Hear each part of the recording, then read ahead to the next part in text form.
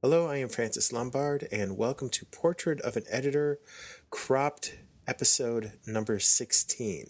Two notes regarding this episode. If you have not seen The Batman yet, spoiler alert, there are a bunch in this discussion that Will Dennis and I have, and now you've been warned.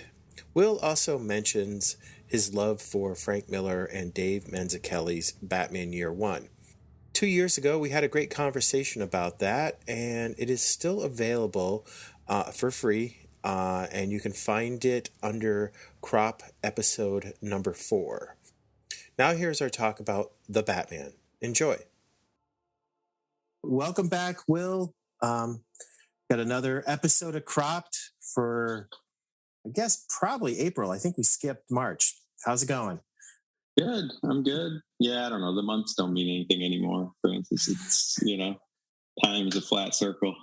I'll have to apologize to our listeners that, we try to make this a month, but actually we were working on getting this scheduled because we want to do something different. And the next cropped, which you guys will probably hear, maybe even back to back on this, it all depends on other episodes I record. You'll see what we're doing different. So I will explain that in the recording that we have and what coming up in about 45 minutes. But Today we want to talk about that movie that everybody's been waiting for. Not Spider-Man, The Batman. Did you see Spider-Man first? Did you see the Spider-Man? No. I like the other Spider-Man movies a lot, actually, but I didn't see it yet. So, to be honest, I've been sort of slacking on my Marvel stuff because I think I'm a little burnt out. But I did see Spider-Man, and I recommend it. And if you get a chance, go see it, Will. Oh, cool. So we want to talk about the Batman because, well, we've talked about Batman before on Cropped, and Will has actually had the pleasure of editing 3 Batman series that have sort of echoed throughout time, I guess. I'm not sure pleasure. Pleasure is not the first word that comes to mind, but... But they probably, they've added and they probably influenced even what we see in the other mediums. But what is it? Batman Broken City, Batman the Joker, and then, of course, the infamous Batman Damned, all with Brian Azzarello and Lee? Was it Lee? Lee Bermejo did Joker and Damned, and Eduardo Riso did the first one, The Broken City. I really enjoy Broken City. I sort of think about it every so often, and I think I've read it a few times. I'll have to go dig it up again because I bought the actual issues. But I really enjoyed that, and that came right after Hush, which was so. And you saw the Batman yesterday too, right? Yeah. We saw it yesterday. We both saw it, and flashed in my mind. There's even a reference to Hush in it at one point, at least. The word Hush shows up. So I don't know if people consider it a Easter egg. So what'd you think of it? I liked it. I really liked it, actually. I'm just pleasantly surprised. I think it's the best Batman movie in my mind. I liked it better than any of the other ones. So, except maybe the Batman 66. That's a whole other ball of wax. But, yeah, it's funny. Even as you talk, I started just thinking back on Broken City just now, and thinking about there's elements even from that I can see with some of the roads and some of the, the mystery elements to it. The woman, she disappears, and there's the gangster element and everything. It's kind of interesting, but I liked it. I don't know. I can only like these movies so much. There's a point when I just write them off to a certain extent. I don't know. It looked great. The soundtrack was great, some of that sort of stuff. But we can get into some of the pros and cons of it. But yeah, overall, I would say I would recommend people to see it. This is shocking coming from me. I would recommend it too. I came out of it going, I don't know. First, the soundtrack has gotten its hooks into me. I was listening to the soundtrack weeks before seeing the movie, and which I didn't want to spoil it. So I walked in with not really knowing much at all other than the trailers I'd seen about the movie. I managed to avoid a lot of things. So I liked it. I wasn't blown away by it. And the thing is, for me, is I'm a big fan of the Planet of the Apes movies, the last 3, and Matt Reeves directed the last 2 of those 3. So I was really looking forward. Style wise, it's Gotham City. I'm not going to complain about that. Even the Batman's costume like makes perfect sense. Mm-hmm. The look of it is great. There's some great Batman stuff, like the opening moment sequence sort of Mm-hmm. montage that leads up to the subway scene was like, I mean, right up there with Batman. If you want to introduce a character, that's a great introduction. Love that we didn't have to go through the stupid origin yet again. Right. You Right. know, Right. just Yeah, I was surprised they stayed away from that. I was pleasantly surprised by that too. If they sort of either assumed you knew it or they hinted at it enough about it, we didn't have to have some flashback of another kid like on his knees crying or whatever. You know, mhm, it was sort of. mhm. But Rip off of the Frank Miller with the pearls ripping apart and falling to the ground, and that all that imagery from the mm-hmm, Dark Knight, mm-hmm. basically. The one thing, and seeing you did edit the Joker hardcover, I just really don't want to see the Joker. Not because of Heath Ledger and the Mm-hmm. tragic end that he, happened to him, or how amazing his performance was. But when you think about a character who's been around for 80 years, there's so many more things you go, so many places you could go. And they did, like, this was a movie long mystery that was serious about its mystery, which Mm-hmm. was great and really brought up the detective stuff. But the Joker elements, and today we're talking, Matt Reeves just released that 5-minute scene. I don't know if you haven't seen it, but it was edited from the movie where Batman goes to the Joker to try to get some information. You can find it Oh, online. really? Yeah, Oh, it's I'm glad. I'm glad that wasn't in there. Then it's actually, not the greatest scene, really. Yeah, I can see I why mean, they what cut they it. had in there, I felt was like it almost went on too long. Like that scene later with the, I mean, it's a nice little Easter egg, but I felt like I was hoping or wishing it had been like one of the end of credits kind of scene and like a lot shorter, so you would have just gotten I like, oh, is that who that is? But like, they stayed in that scene with them in the Arkham, for it felt like 15 minutes. I mean, it wasn't, but it felt really long and like really fleshed out, like I really felt like that could have been like one of those Marvel, like, 1 minute teasers at the end and just like Mhm. show them laughing and giggling or whatever and pull out of the scene, but yeah, I don't. Yeah, stuff like that. Right? Because I did love the fact that essentially it's like it's like a murder. It's like a mystery. It's like a crime. I like that part of it a lot. I like the detective aspect of it. I think that was smart. They kind of went that direction with it.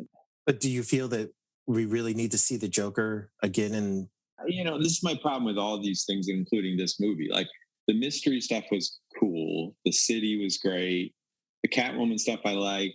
I don't know why there needs to be quite so many layers of villains or villain adjacent characters. Like I don't know why they need to burn through Catwoman, Penguin, Riddler, Falcone. I could have done without maybe one less or one more. I don't know why you need that, but that's the kind of stuff. I mean, it's even the end, like the huge ending, which I didn't see coming, but it's just like one of those movies where it wasn't as bad as Dark Knight in terms of like Dark Knight had like 3 climaxes or something, right? It felt like every time you thought it was done, there was another huge thing. Like this sort of felt like it was almost done, and then all of a sudden they cut and there's this giant set piece with the flooding and all that stuff. And I mean, it was cool, but like then suddenly like we go from this close kind of Seven-esque Fincher detective thing to there's a giant explosion, the giant flood, and Batman's just like one dude who's like, like what you're really going to save all the people in New York, Gotham City or whatever that are going to drown in a giant flood. Like it's just like when they start to put, I hate when Batman stuff starts to put things in that superhuman scale for him to deal with because like he's slightly more equipped than like a Daredevil, but to me he's like a Daredevil character. Like he's a human who's pushed himself to the point of excellence, but like he's like that's a problem for Green Lantern to scoop all that water up with a fucking giant fan or something and blow it out to sea. Like I mean, it just like that's the kind of stuff. But I just feel like they must just be under intense pressure to deliver those moments, which is then why you also are under huge pressure to deliver like the Joker as opposed to just one of the other rogues and sort of build up to the, like even the business of like, okay, so the city, you think it's being run by this guy, later you find out it's run by someone else. what if you just hold the Joker back and it's really being run by him, but it takes you 3 movies to figure that out or whatever? Like, I don't, like, why do you need to, like, so now the next, so volume 2, Empire Strikes Back, is really about the Joker? Well, that seems weird to me too. It's like, well, then put him in the first one and just make it the Joker. Like, go for it. What are you going to do? Hold him back for 2 more movies or something? Like, I don't know. Maybe they don't think I mean, you would think they think in terms of trilogies or more, whatever it is. But I guess there is an idea of a trilogy. So he Reeves and Patterson, they're together for a trilogy. So, but the movie hasn't. I mean, it's done well, but it's not blowing the doors off. So right. I'm got a bad feeling that the executives are going to suggest that they bring in Joker again, because they worked the last time they did it.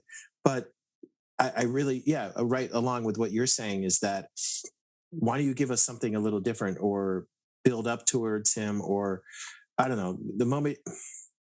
Probably because the problem with the Joker is now that he's been introduced, that people are going to expect and from his suits on down, they're going to be expecting him to show up at one point, and they it's the whole, what is it, showing the gun at the first act. You're probably going to eventually have to fire it.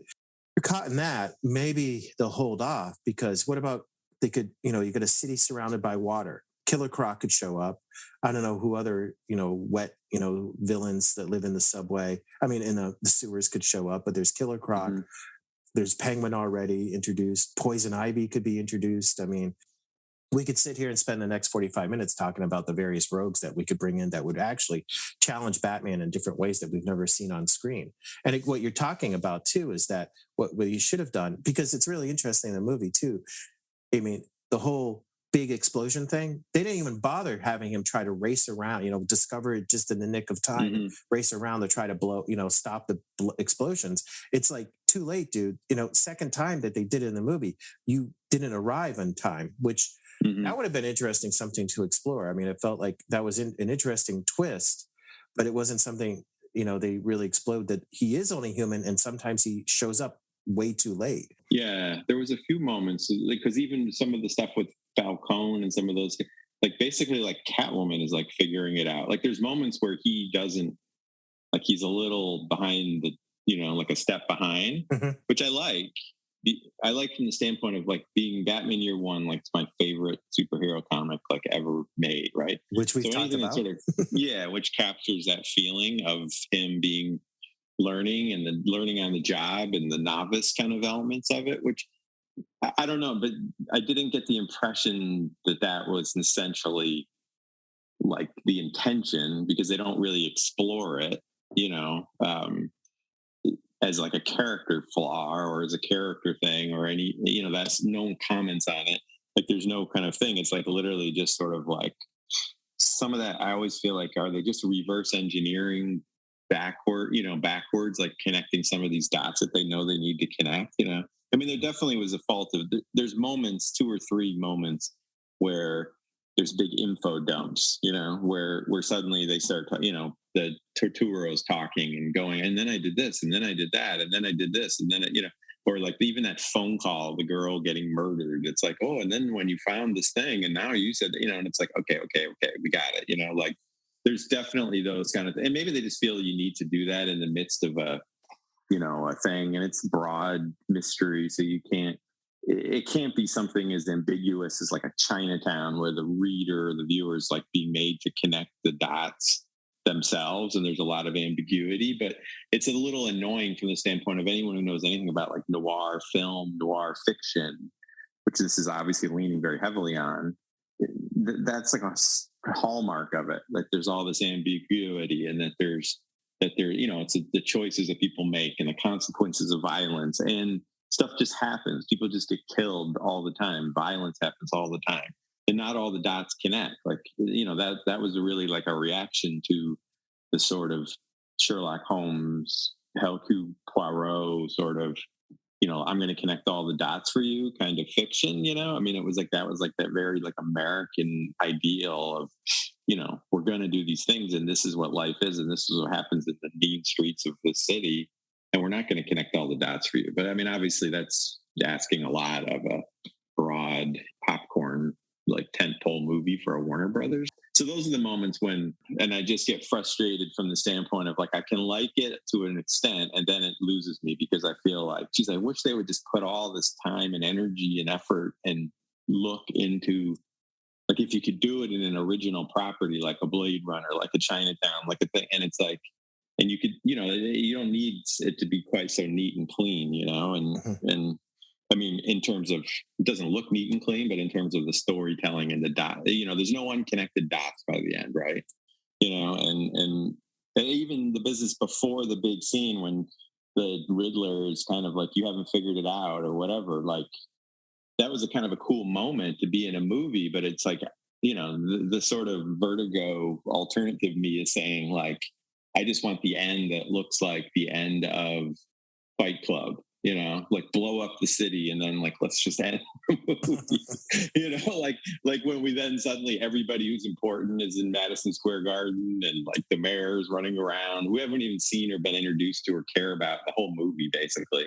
Yeah. Now suddenly like she's a key player in the end, and she, and you're just sort of like, wait, and everyone happens to be there, and like every cop that Gordon asks, like, where do I find the mayor? And some beat cops like, I'll show you, how do I get up to that, loft? And some other fireman appears, I'll show you, and it's like, okay, like calm down, fellas. Like, can we just have something here that's happening that doesn't, that isn't like just, breadcrumbs leading me right back to the witch's cottage, but that's not the nature of these kinds of things. So it's unfair probably of me to like apply those expectations. Well, let's just reset that. I think at the beginning we both said we liked the movie, so we're trying.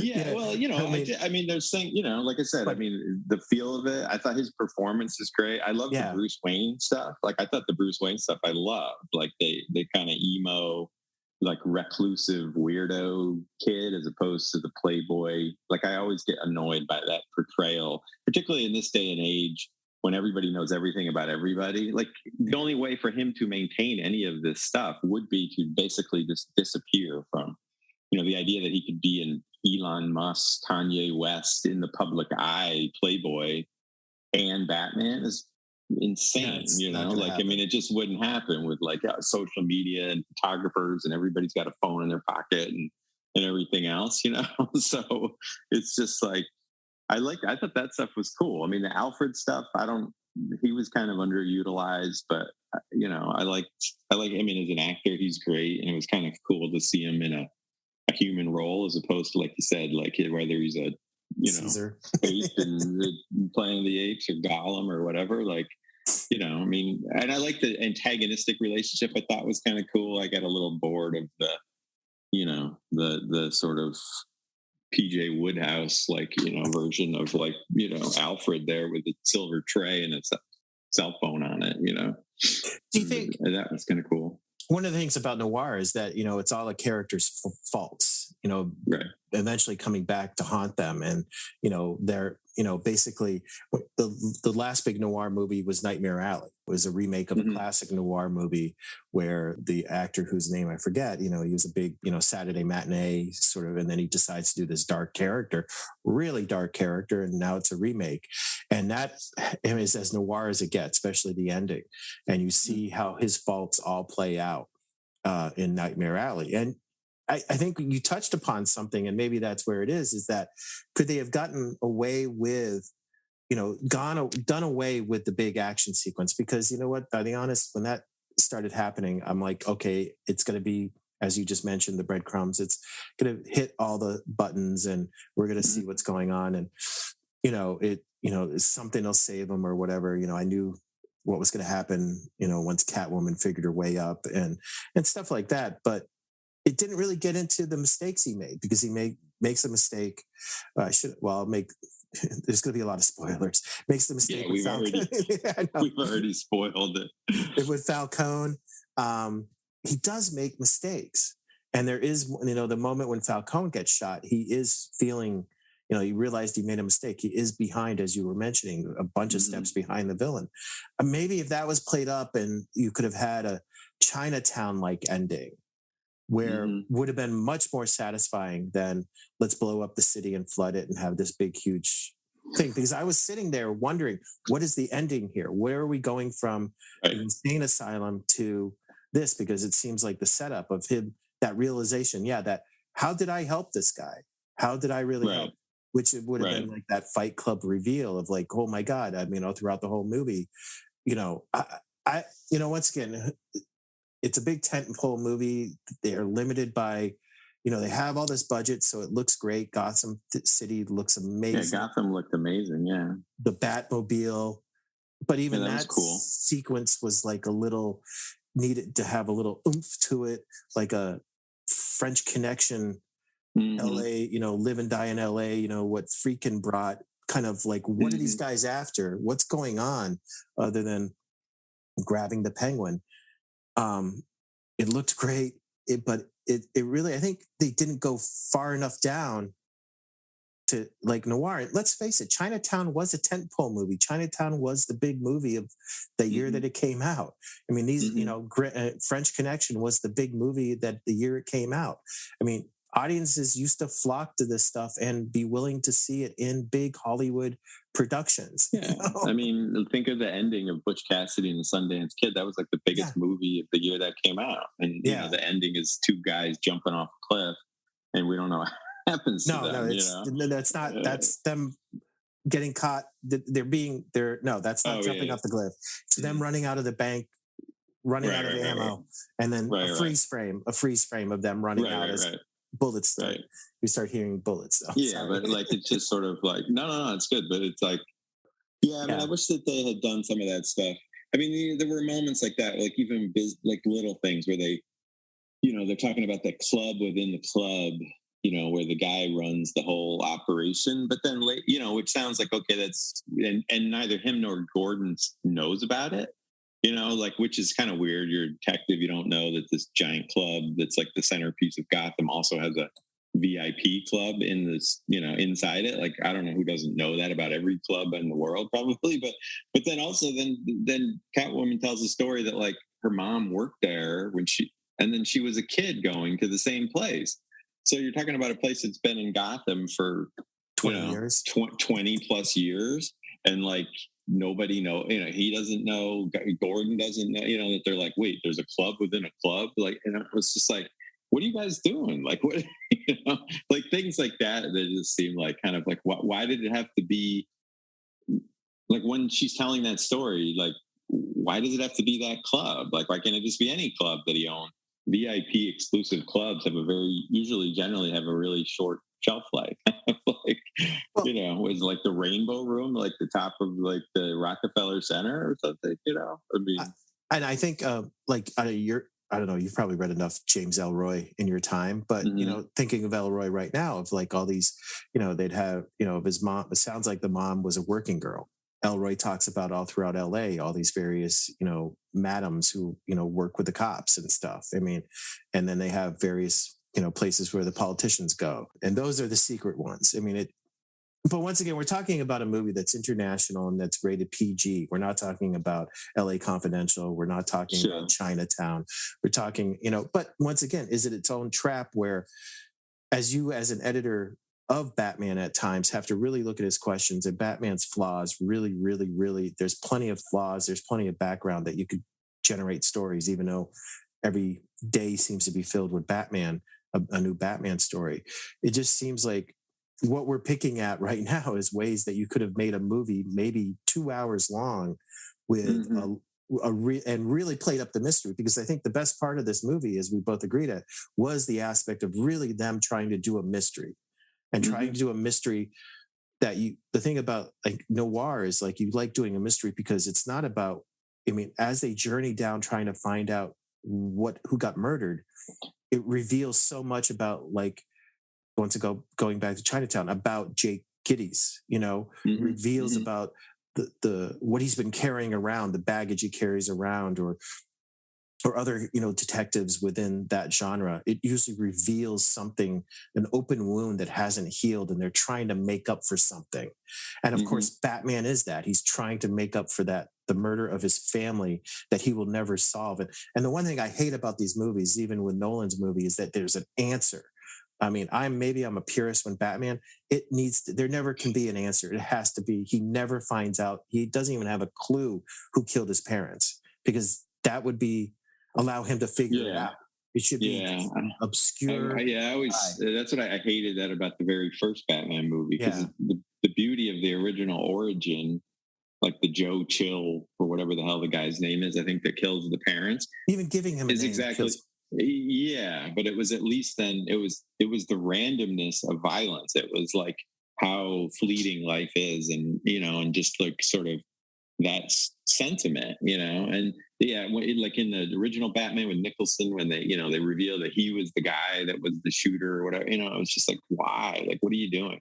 Because yeah, like you said, I mean, I always, like, Azrael has always made the case that the craziest character in Batman is Batman, because he thinks he can stop crime. Like, he thinks that he can stop human nature. He thinks that there's a cure for all of this, and that somehow he's going to be instrumental in it, when in fact only a crazy person would think that.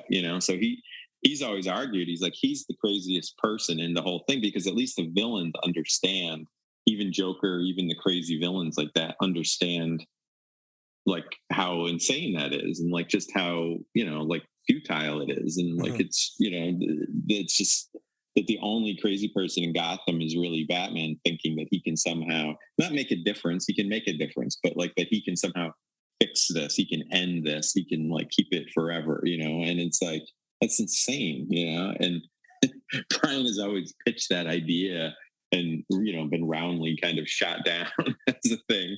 But it is funny to see how much of the stuff that we have worked on has made its way into these things. I mean, whether it's like the look of Joker in the Dark Knight movie, like Lee's drawings for the Joker hardcover way earlier than like the depictions of Heath Ledger when you first saw the thing, like predated that by a couple of years, like his initial drawings of like the Joker with the cut face and the smeared lipstick and all that, like, and he was basing it off of a lot of, like a Robert Smith kind of, lots of weird kind of gothic-y music kind of crap, and a lot of not crap, but stuff like along those lines. Yeah, I mean, he Bermejo's all over this thing. That suit is like, I've seen Lee draw that suit 100 times.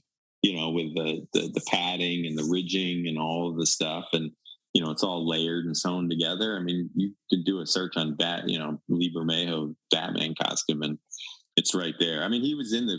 I mean, it was fun to see a lot of those guys' names in the the special thanks at the end, to see Brian's name, see Lee's name, Scott's name. Like, I mean, that was cool.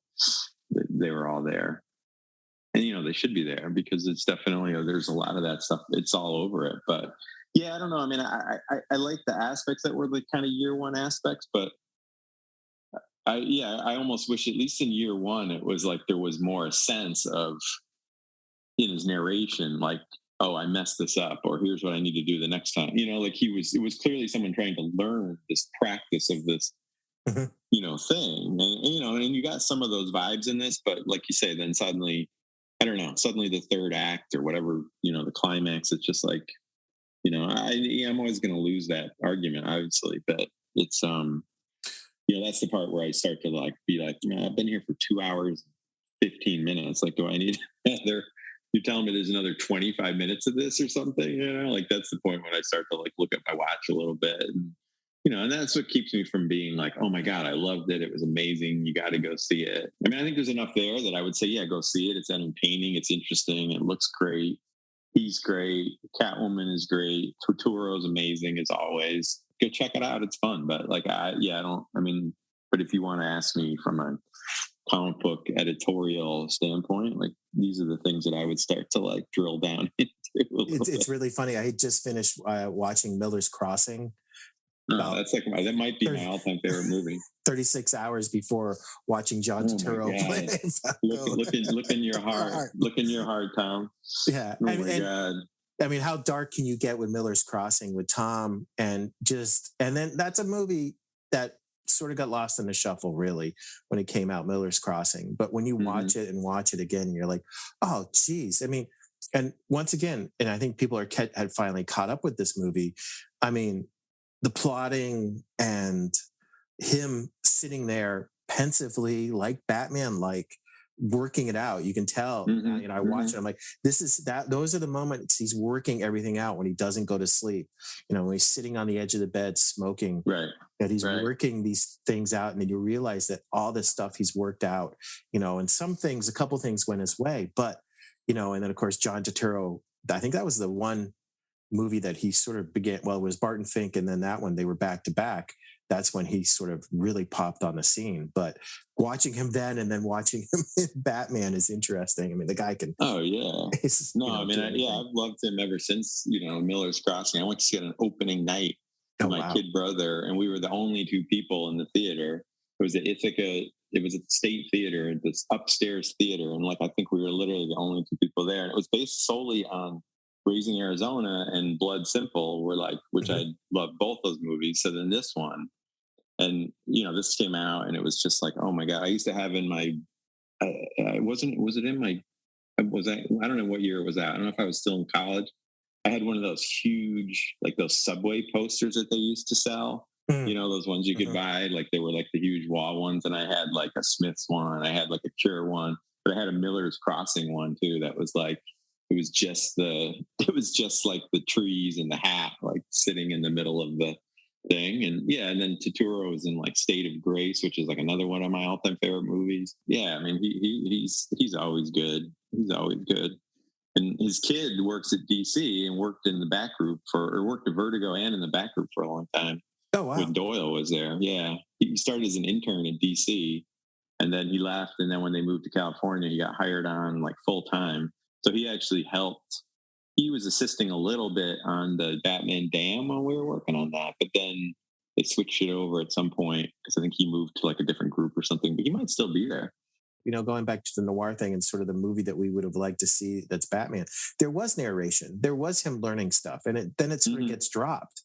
And I think what it, at the end of the day, I mean, we could probably talk about this forever, but I think it's sort of it's trapped within its own success, because I can feel like there's a Nolan, because the Gotham is building on what Nolan did, obviously, and then certain things of that success of that, but it's just sort of, they're willing to spend all this money on Batman because it is a universally recognized character, but because of that, you can't get into the real appeal of Batman, of him being a human, taking advantage of, having the money, him. And that even we talk about, they even talk about, well, he could have done, he can do a lot of good with just his family's money.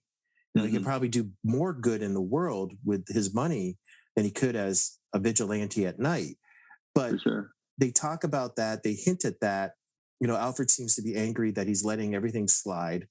And just, I don't know, because it's expected to be this big bombastic thing, and that cost a lot of money, you can't be small. You can't be like the Coen brothers struggling to put together a third movie that, is just for a group of people that takes a while to get going and just sort of is intermittent, has these, I don't know, these dark moments and this brooding character and stuff like that, and just works so well and left me with more of an emotional sort of, I don't know, dealing. I've seen this movie, I think, and I've seen Miller's Crossing over the years, half a dozen times, but every time I come back to it, it still gets me, it's still a new viewing, but probably will see the Batman one more time, and, we'll move on. I don't know if I'm making any sense here. It just seems like 100%. we spend too much 100%. Money. Don't spend the money, I guess, except for on the Batmobile. Well, and I think it's tricky. And I think that's, I think maybe that's what you're hinted at the top about. It's doing well, but maybe it's not doing, this is, I'm sure for filmmakers that have any kind of balls, it's probably a frustration because you are it becomes neither here nor there. It starts to feel like there's just enough of that kind of smaller, darker picture that we've been talking about, and just enough of the big summer blockbuster stuff.